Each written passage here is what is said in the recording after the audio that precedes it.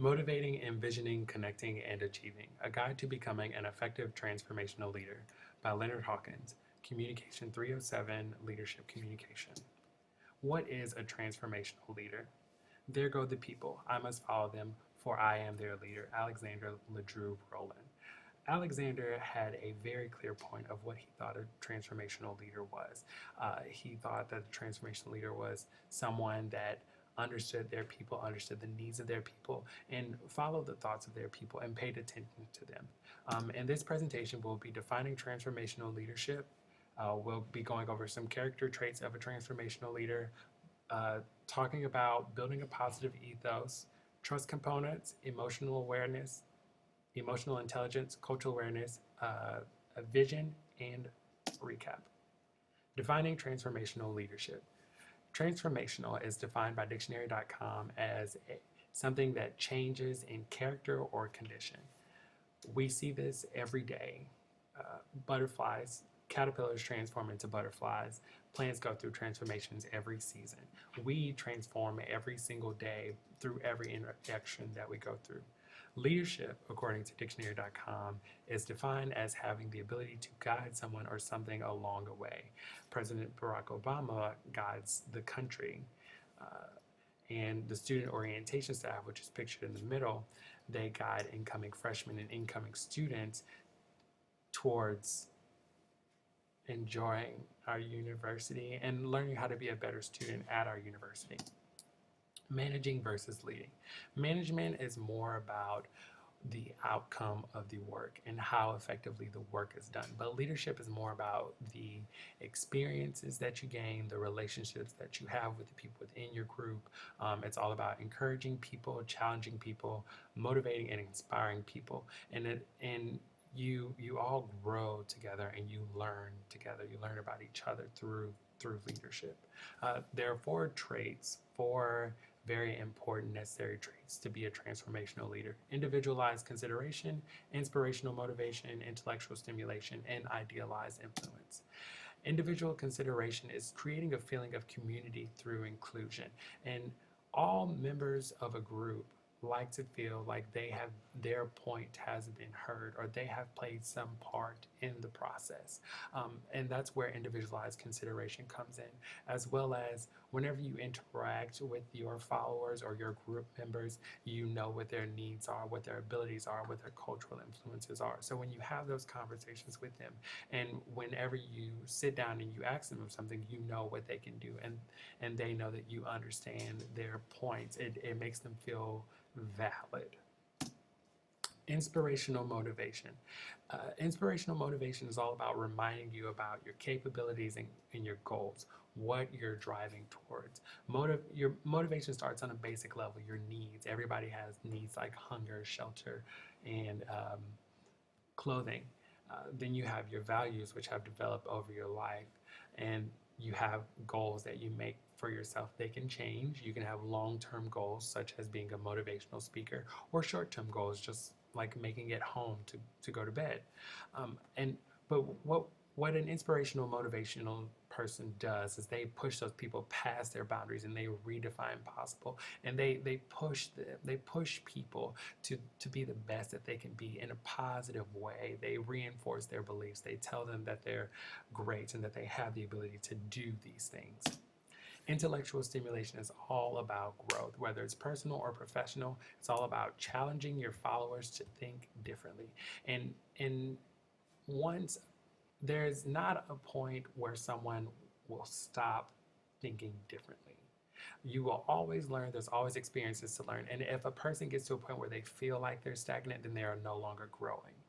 And that makes you an ineffective leader. Idealized influence. As a transformational leader, you are a role model. You're a figurehead. You're constantly being looked at. People are always looking to you to see what to do, where to go, or how to do something. And if you are very steadfast, if you're very confident, if you believe in yourself, then your followers will see that and they will mimic that. Also, alternatively, if you are not, if you're lazy and if you don't want to do anything, your followers will also mimic that, and they'll be lazy and they won't want to do anything because their leader doesn't do anything. Which leads us to building a positive ethos or a positive image.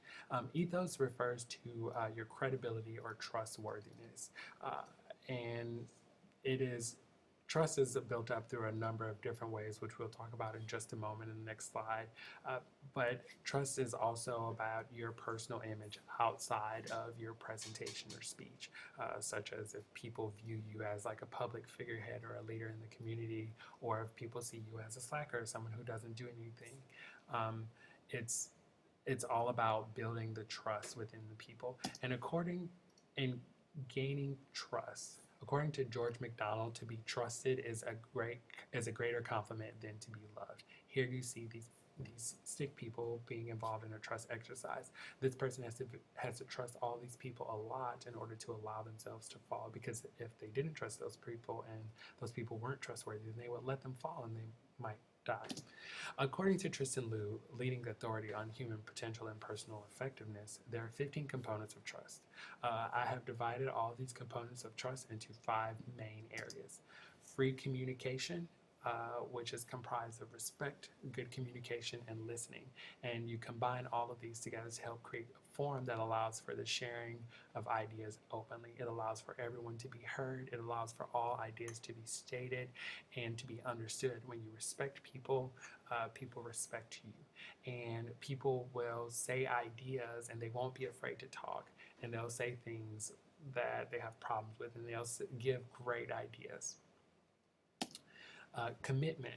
Commitment is comprised of self-sacrifice, empathy, and loyalty. They all group together to help build bonds and ensure commitment. Whenever you're loyal to someone, that person has your back. You are there for that person. That person is there for you.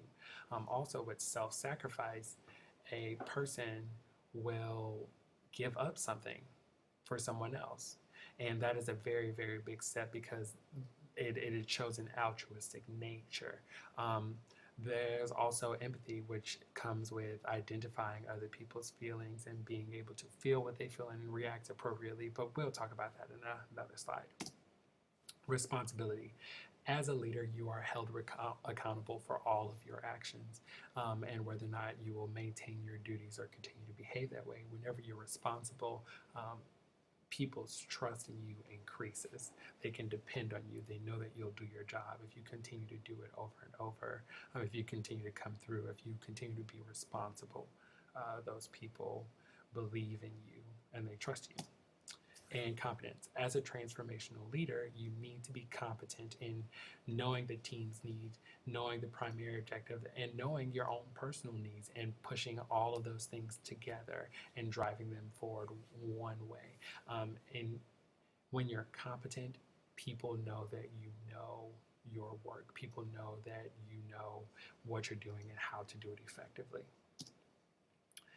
Honesty. Honesty is probably one of the most important factors of trust, because if you are dishonest, that is a very quick way to lose all trust. You may have followed all of the other steps of trust, but when you're dishonest, you can lose all trust in just a moment. Leadership styles. There are 6 leadership styles: coaching, democratic, affiliative, visionary, coercive, and pace setting. They're all used for something different. As a transformational leader, you need to be aware of what all of these styles are, when they should be used, and how they should be used, such as visionary. As a transformational leader, you should always have a vision, and you should always drive towards your vision and never forget your vision. And in democratic, it's always very important to be democratic so that your people within your group can be heard. Leaders are constantly communicating. Their language goes beyond mere words. Body language, intuition, presence, accessibility, and above all, behavior. Here you see success and excitement. You can tell that he's excited because his arms are out and he has a very bold a very bold stance. And also you have confidence, which is someone who is very straight backed and someone who's very forward. If if you are someone with low emotional intelligence, you might not be aware of these things. And emotional intelligence is a very, very important part of being a transformational leader. There are 5 very important parts of emotional intelligence that we'll go over, such as self-awareness, which is being aware of what you feel and why you feel that way and how that affects those around you. As a leader, you are a role model. So whenever you feel a certain way, your followers might feel that, whether or not you're aware of it. And so you have to be aware of those things, and you have to regulate. You have to have self-regulation to control your impulses and regulate your emotions, so that you don't get out of control, and so that your followers adore you as opposed to fearing you. Motivation, what makes you do the things you do the way that you do them. It was aforementioned. You do the things that you do because of your needs, your goals, and your values.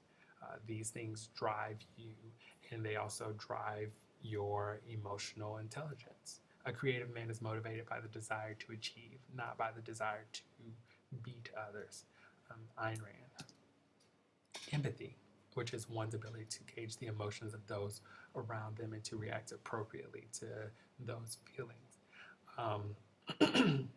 With empathy, that also ties in with self-regulation, being able to control your emotions and your reactions to other people. And also understanding other people and why they feel those emotions. Social skills.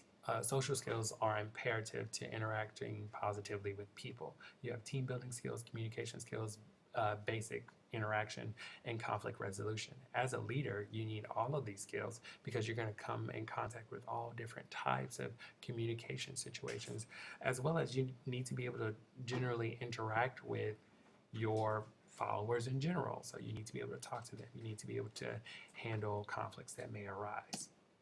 Which brings us to cultural awareness. Diversity in the world is a basic characteristic of human society and also the key condition for a lively and dynamic world as we see today. There's so many different types of cultures. Your sexual orientation or your age or your race or your ethnicity or your personal work habits, your income, your military experience, your marriage status. All of these come together to make up your own culture, and these are all different dimensions of diversity. And there are different variables that make up each culture, such as context and time and information flow, like whether or not a culture is high context or low context, which means whether or not they do more nonverbal communication or if they're very direct about the things that they do and say. Spirituality and tradition, if it's traditional for older people to have more power as opposed to younger people who might be more credible. And also effectively communicating across cultures. To avoid any culture faux pas, you have to be flexible, honest, you have to actively listen, respect other people's differences, distinguish perspectives, avoid stereotyping. You have to build that self-awareness, ask questions, think twice, and recognize the complexity of communicating across cultures. Vision. With vision, you have to always have a clear goal. You have to always know what direction you're trying to lead your people into. Dictionary.com defines vision as a vivid, imaginative conception or anticipation. All successful people have a vision of what they want to be in life. We're all big dreamers. And we all strive for our goal every day. And just a brief recap, transformational leadership is a leader who transforms people into something better, something greater. Traits of a transformational leader are individualized consideration, intellectual stimulation, inspirational motivation, and idealized influence. Building positive ethos, you have to have trust, you have to have emotional intelligence, and you have to have cultural awareness, because without these, you don't really know how you don't really know the people that you're going to lead. You aren't really aware. And with a vision, you always have a direction and a goal that you're going for. Thank you very much for listening to my presentation on transformational leadership.